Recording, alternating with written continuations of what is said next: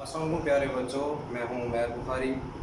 BA BSc Pakistan study के अगले topic के साथ। और हमारा आज का टॉपिक है नज़रिया पाकिस्तान का तारीख़ी पहलू। मतलब नज़रिया पाकिस्तान, जैसे कि कायद आज़म का इरशाद था कि पाकिस्तान उसी रोज़ वजूद में आ गया था जब हिंदुस्तान में पहला हिंदू मुसलमान हुआ। इस हिसाब से हमने देखना है कि हिंदुस्तान में इस्लाम कब से फैलना शुरू हुआ, तो इसका तारीख़ी पस मंज़र क्या है। उसमें सबसे पहले अरब ताजर और जहाज़रान, इस्लाम यहाँ पर लाने वाले अरब ताजर थे।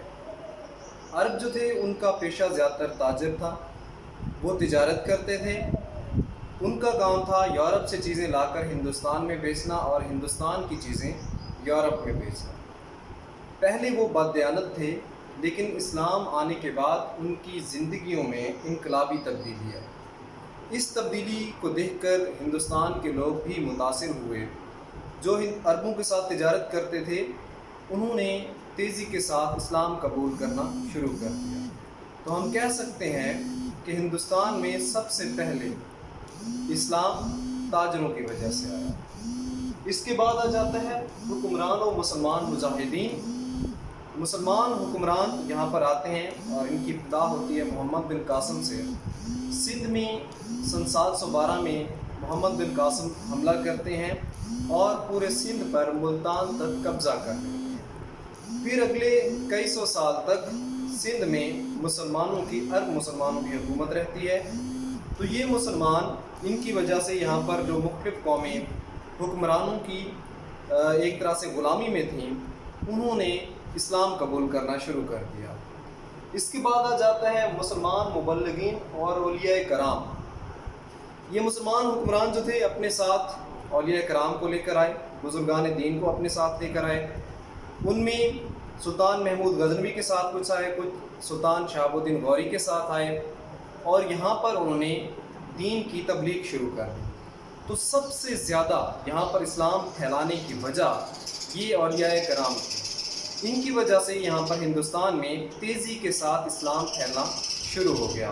तो ये था नज़रिया पाकिस्तान का तारीख़ी पहलू। और इन बुजुर्गान दीन का नेक्स्ट हमने पढ़ना है, और उनमें सबसे पहले हैं हज़रत मुजद्दिद अल-अफ़सानी और तहरीक अहयाए इस्लाम। इस्लाम तो हिंदुस्तान में पहले से आ चुका था, लेकिन अब इसमें थोड़ा सा तब्दीलियाँ, खुराफात आना शुरू हो गई थी। लोगों ने मज़हब में तब्दीलियाँ करना शुरू कर दी, कुछ बिदात इसमें शामिल होना शुरू हो गई। क्योंकि हिंदू मज़हब की एक खसूसियत है कि कोई भी बाहर से अगर हमला आवर आता है, कोई भी मज़हब आता है या कोई भी कौम आती है, तो वो उसे अपने अंदर जज्ब करने की सलाहियत रखती है। ऐसा ही उन्होंने मुसलमानों के साथ करना शुरू कर दिया, और ख़ास तौर पर अकबर के दौर में वो इसमें काफ़ी हद तक कामयाब भी हुए। तो इस चीज़ को ख़त्म करने के लिए हज़रत मुजद्दिद अल-अफ़सानी ने कोशिशें शुरू कर दी, और आज उनकी इन कोशिशों के बारे में हमने पढ़ना है। उनकी बहुत सी खिदमात हैं। सबसे पहले है मिली खिदमात। तो मिली खिदमात में सबसे पहले है हिंदू जहरियत का मुकाबला। अकबर के दौर में हिंदू बहुत ज़्यादा ताकतवर हो गए थे। अकबर की जो सबसे लाडली रानी थी जोधा, उसका ताल्लुक़ भी हिंदू मज़हब से था। उसकी वजह से हिंदुओं ने अकबर के दरबार में अपना असर रसूख पकड़ना शुरू कर दिया और ताकत हासिल कर ली। यहाँ तक कि वो मज़हब के मामलात में भी मुदाखलत करते थे। बाज़ जगह पर ऐसे वाक़यात भी आए कि वहाँ पर मसाजिद को गिराकर मंदिर बनाए गए और उन हिंदुओं को सज़ा भी ना दी जा सकी। इसके बाद है तौहीद खालिस का तसव्वुर।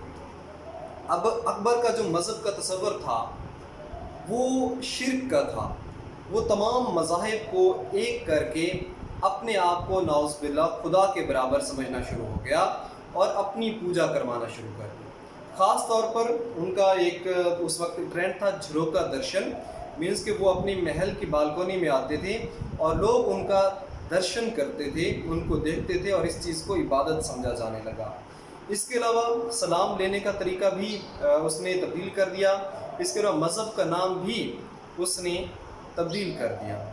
तो इसके अलावा हज़रत मुजद्दिद अल-अफ़सानी ने उनके इस तसव्वुर को ख़त्म करने की कोशिश की, और उनका नज़रिया था कि दीन में ना तो कोई चीज़ निकाली जा सकती है اور نہ اس میں کچھ ڈالا جا سکتا ہے۔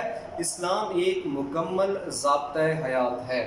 اس کے بعد ہے اکبر کی مذہبی پالیسی۔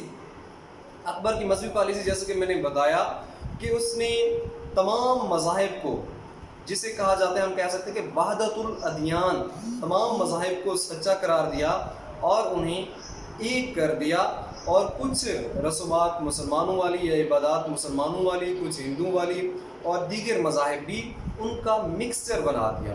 تو اس مذہبی پالیسی کی وجہ سے اسلام کا جو تصور تھا، خالص تصور، وہ بالکل ختم ہو کر رہ گیا۔ تو حضرت مجدد علیہ ثانی نے مسلمانوں کو یہ باور کرایا کہ اسلام ایسا مذہب ہے جس کو نہ تو کسی دوسرے مذہب میں داخل کیا جا سکتا ہے، نہ اس میں کسی اور مذہب کو داخل کیا جا سکتا ہے، نہ تو اس میں سے کچھ نکالا جا سکتا ہے، نہ ہی اس میں کچھ ڈالا جا سکتا ہے۔ اس کے علاوہ جہانگیر کی تخت نشینی، جہانگیر جب تخت نشین ہوا اس وقت بھی وہ امراء جو کہ اکبر کی پالیسی سے متاثر تھے وہی موجود تھے دربار میں، تو انہوں نے جہانگیر کو حضرت مجدد علیہ ثانی کے خلاف بھڑکانا شروع کر دیا۔ اس کا نتیجہ یہ نکلا کہ جہانگیر نے حضرت مجدد علیہ ثانی کو قید کر دیا، نظر بند کر دیا۔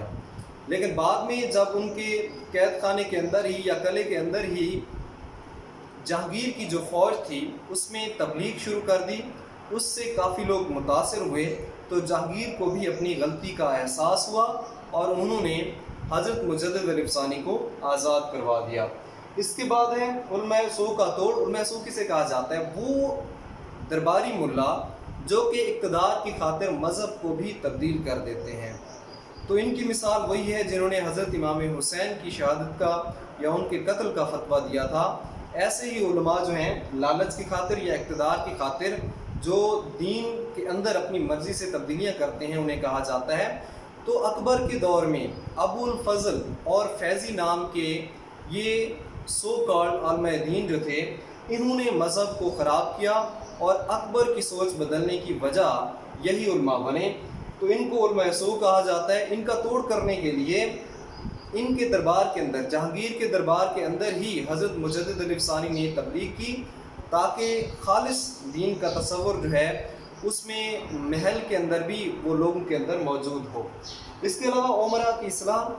عمرہ مینس کہ جو ان کے مشیر تھے یا ان کے امیر تھے ان کی تبلیغ ضروری تھی، کیونکہ یہ بادشاہ کے قریب ہوتے ہیں اور بادشاہ پر کافی حد تک اثر انداز ہونے والے لوگ ہوتے ہیں۔ تو اس وجہ سے حضرت مجدد علیہ ثانی کی سوچ تھی کہ ان کو تبلیغ کی جائے، ان کی سوچ کو بدلا جائے، کیونکہ بادشاہ کو انہوں نے مشورہ دینا ہوتا ہے۔ اگر یہ ٹھیک ہو جاتے ہیں تو بادشاہ کی پالیسی بھی ٹھیک ہو جاتی ہے۔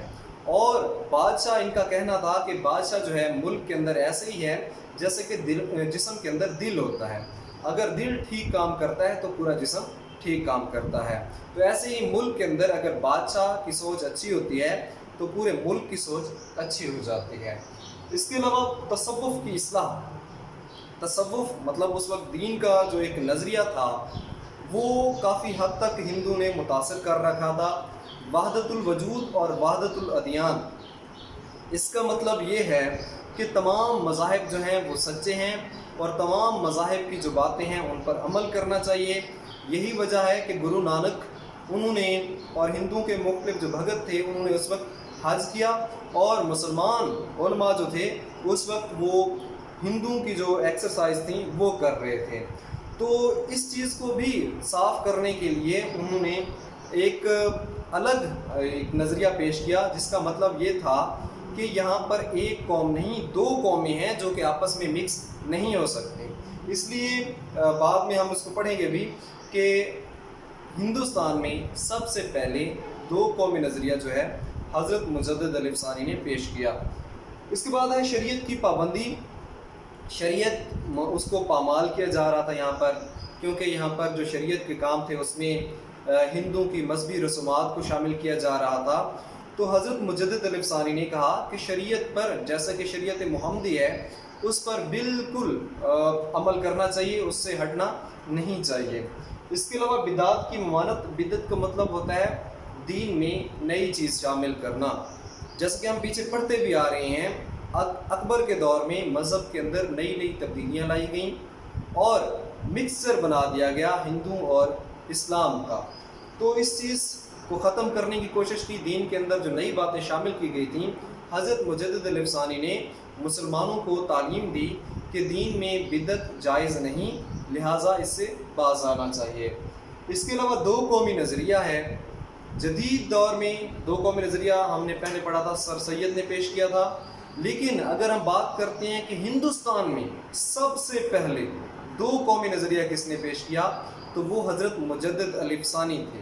جب یہاں پر وحدت ادیان کی بات کی جا رہی تھی اور ہندوستان میں پورے معاشرے کو ایک معاشرہ بنایا جا رہا تھا، تب حضرت مجدد علیہ ثانی نے کہا تھا کہ یہاں پر ایک قوم یا ایک مذہب آباد نہیں ہے، بلکہ ہندو مت اور اسلام دو مختلف معاشرے اور دو مختلف مذاہب ہیں جو کہ ایک دوسرے سے بالکل متضاد ہیں. تو ہندوستان میں سب سے پہلے دو قومی نظریہ حضرت مجدد علیہ ثانی نے پیش کیا. یہ تھا ہمارا آج کا ٹاپک. انشاءاللہ کل اگلے ٹاپک کے ساتھ حاضر ہوں.